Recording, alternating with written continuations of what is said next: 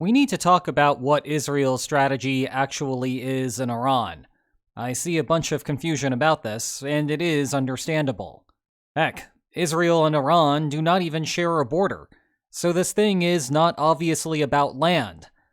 And while there is plenty of discussion about Iran's nuclear program, Israel does not seem particularly interested in striking Iran's high-value nuclear targets. So, what the heck is happening here? Well, funny enough, Operation Rising Lion, remember that name for later, is about both land and nuclear weapons. But the strategy behind any coercive military process can get quite complicated. Fortunately, Israel's actions thus far help us understand a bit more about where exactly Iran is along its nuclear trajectory. So let's spend some time together today to try to unravel it. We should begin with the substantive disagreement between the two of them, because longtime viewers will recall how war requires both a substantive disagreement and a bargaining friction to begin. Yes, sure enough, Israel and Iran do not share a border. Then again, the Soviet Union and the United States never did either, but that did not stop them from getting into it. And no, this maritime border does not count. But if you think about spheres of influence a la the Cold War, then the puzzle starts to make sense today. You see, Iran loves to meddle in Iraqi politics. Iran also loved meddling in Syrian politics until its favorite faction lost the civil war. That takes you to Israel, where you have Hamas and Hezbollah right on top of it, and they have been longtime Iranian proxies. Pair that with how Iran would prefer if Israel ceased to exist, and this is starting to look a lot like a territorial conflict indeed. And sure, Israel has no interest in conquering Iran. But then again, Ukraine is not about to walk into Moscow either. Point is, territorial conflicts can go just one way. Then again, that does not factor in how Israel has maintained a steady policy of settlement expansion along the West Bank, which makes things look quite territorial after all. Regardless, as I am sure that you all know by now, any substantive disagreement, territorial or otherwise, does not imply that a war should occur. That is because if you worked out what the expected outcome of the conflict would be, you could just implement that instead. Both sides would be better off agreeing because they would avoid the costs of war by doing so. And, in fact, those costs guarantee that a range of settlements exists, where any division inside is mutually better than war. That is why you need a bargaining friction to get a war outcome. That takes us to the preventive war incentive. And I'm going to move through this quickly, because you likely remember some form of this argument from the Russia-Ukraine war, even if you might not think that it is applicable there. Imagine that one day Iran wakes up and discovers that it has a sizable nuclear arsenal. Yep, we've all been there before. Anyway, then what it reasonably expects to obtain through war will be larger afterward. That is true whether we are talking about lines or simple policy influence. The tricky part is that, as common of a phenomenon as spontaneously generated atomic bombs is, in this case, I do not think that Iran will just wake up one day to nukes. Moreover, Israel will see it coming. And moreover, Israel can recognize that in the best possible future from its perspective, the most it could secure from Iran goes out to here. That is, the expected outcome minus Iranian costs, in our mostly metaphorical territory/policy continuum. Back to the lines. If Israel calculates that it could secure more today by fighting to stop Iran from developing a bomb, even after factoring its own costs, you get a preventive war. Something to note, because this often trips people up. The war is not about nuclear weapons per se, in the sense that the parties do not directly gain or lose from the act of proliferation. Rather, nuclear weapons alter the balance of power, and that allows one party to extract more of the item of value from the other. Nukes are just a means to that end. Okay, imagine that Iran is close to developing a nuclear weapon. What does Israel do next? Well, one option is to try to instigate a regime change. Remember how I told you to keep Operation Rising Lion in the back of your mind? Good, because it may very well be a tongue-in-cheek joke from Israel. This is the flag of Iran pre-Islamic Revolution versus the current one. So, bomb Iran a bunch, take down the current flag, and raise the old flag. Hence Operation Rising Lion. Anyway, regime change mitigates the power shift by moving to a leader who is uninterested in building nuclear weapons. The shift goes away by default, as it were. Israel has openly talked about this being a potential outcome of the war, encouraging Iranians to take part in a revolution. And there have been plenty of assassinations targeting one faction of the Iranian government, perhaps encouraging another faction to take advantage of the situation and usurp power. For now, though, such an outcome seems more like a fantasy than a reality. It would be quite a strange world indeed if Israeli strikes of all things resulted in Iranian leader turnover.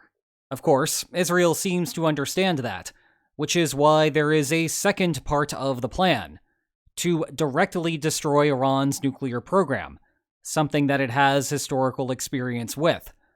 And by destroying, I literally mean destroying. You cannot build a nuclear bomb if you do not have the associated materials.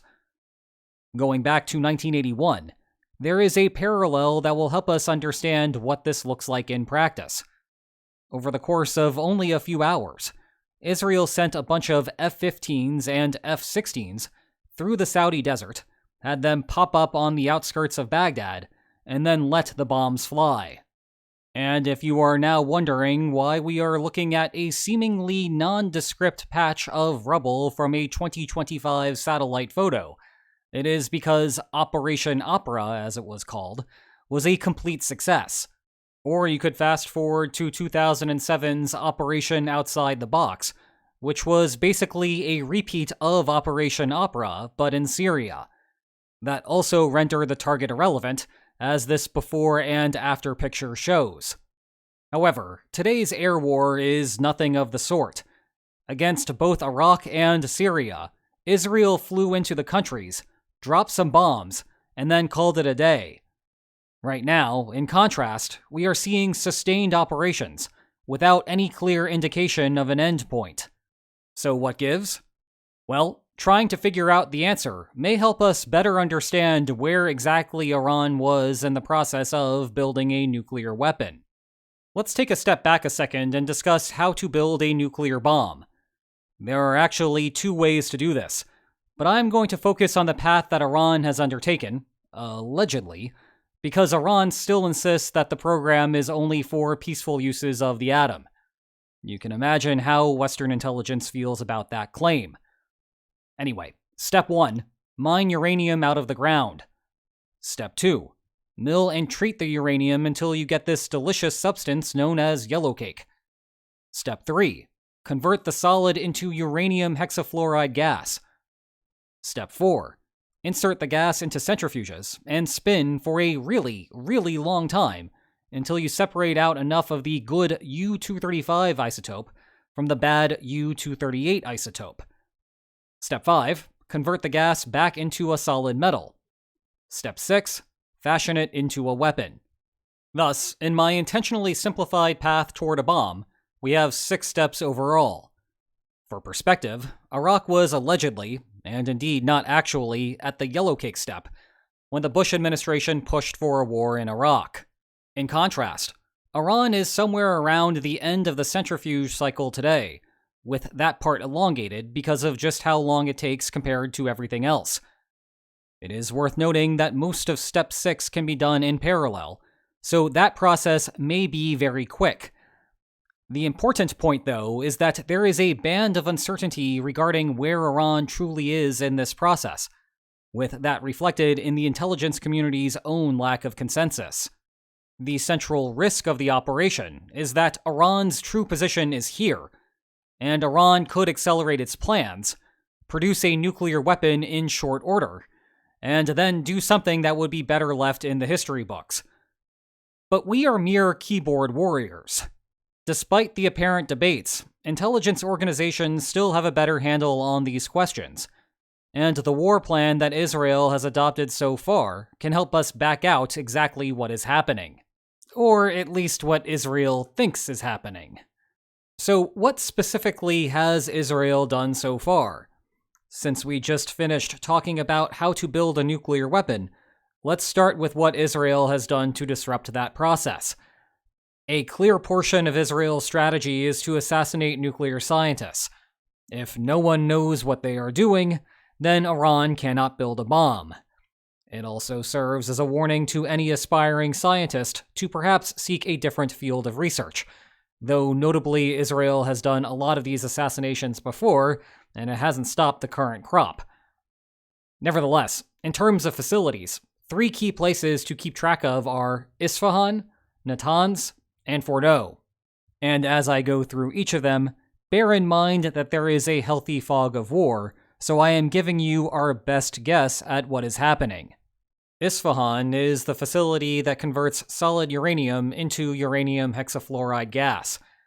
Iran has plenty of the gas already, but it would need to keep on producing more gas if it wants to scale up its program. Isfahan has been damaged but is not destroyed. Over in Natanz, you are looking at enriching uranium in various forms. And I really need to zoom in here because this one is complicated. There are 3 components of the facility worth noting. First is a pilot enrichment plant, second is an electrical system, and third is an underground enrichment facility. The first 2 were not hardened targets, and Israel has destroyed them. The thing is that a pilot plant is not like the centrifuge facility that we saw earlier. It is what you build when you are first starting out, as an experiment. Thus, it is not particularly important for Iran's current progress toward a bomb. The enrichment facility, on the other hand, is a big deal. That is the one that looks more like the earlier photo. The problem is that, it being underground, Israel cannot easily destroy it. As such, it still stands, albeit without power, and with some claims that bombs have gone off above it. I should also note that centrifuges are very sensitive, and it is possible that the power cut alone damaged them. But that is pinning a lot of hopes on a possibility if you are Israel. Consequently, Israel likely has a lot more work to do at that site if it really wanted to kill Iran's program. Our final frontier is Fordow, a further fuel enrichment plant, and the one responsible for producing the highest grade uranium. Note that it is almost entirely under a mountain, making it the most hardened target.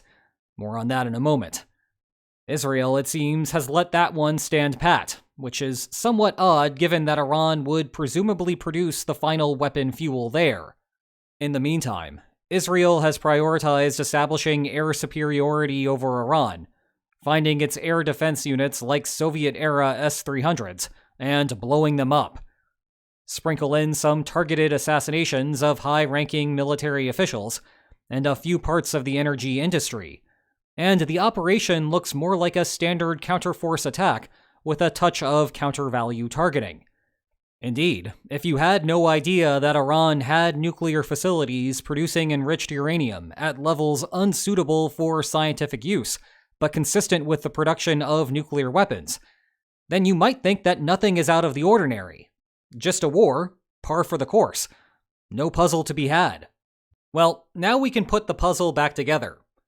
The key is that Israel apparently believes that Iran is here, and not here, or here. Remember the strikes on Iraq and Syria?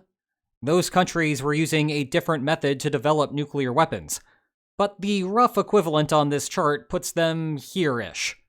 In other words, previously, Israel could make a targeted strike and destroy each of the programs before they really got off the ground. Thus, the order of the day was to come up with the simplest possible operations and focus on executing them to perfection. Cheap, efficient, and effective. In contrast, no such option is available against Iran today. That ship sailed when the program ballooned to so many different sites. Meanwhile, if Iran were all the way over here, then Israel would have no choice but to go for the facilities immediately, even if it meant high casualties. Based on Israel's actions thus far, though, it appears that Israel is betting that Iran falls somewhere in the middle range, not all the way on the extreme. Tehran has not advanced far enough that it can sprint to a nuclear weapon and immediately force Israel to submit. In turn, Israel is spending so much time on destroying those Soviet-era air defenses to guarantee that when the time comes, it can properly pile on the damage to both Natanz and Fordow. And, in the meantime, Israel is heavily banking on the Iron Dome system to limit Iran's power to strike back. A couple of points here. 1. It is not obvious how Israel would actually destroy facilities so far underground. Maybe the IDF has a capacity that we are not aware of. Maybe the plan is to do so much damage to the exteriors that the nuclear operation becomes infeasible for a long period of time. Maybe the plan is a commando raid, which would explain why Israel would really want to make sure that it is in control of the situation before putting boots on the ground. Or maybe the plan is to convince the United States to join the war, or at least donate more weapons, because US bunker-busting bombs could do the trick. Adding fuel to that fire, the White House released this sizzle reel of Trump's trip to the G7 meeting in Canada, only for the president to leave a day early and head back to the Situation Room, lending credence to the theory that the United States may be joining. But that ties into the second point. Iran will always retain the knowledge and broad technical capacity to start again. Thus, at some level, Israel's game plan needs to convince Iran that going down this road once more would be a very bad idea. Perhaps that is what the counter-value targeting is for. But Israel is still a long way from achieving this war's objectives. Got a question about what is happening with the war? Leave it in the comments, and I might answer it in an upcoming Q&A video over on Lines on Maps Extra. And if you enjoyed this video, please like, share, and subscribe, and I will see you next time. Take care.